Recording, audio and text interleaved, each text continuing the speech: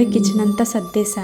అయితే నాకు ఆల్మోస్ట్ చాలా 2 days నుంచి చేతికి ఎందుకు గోరింటకు పెట్టుకోవాలనిపిస్తుంది, అంటే కోన్ లాగా. ఇప్పుడు టైం 9:30 అయింది. ఊరికే అడుగుతా రాజాని ఏమంటాడని. రాజా,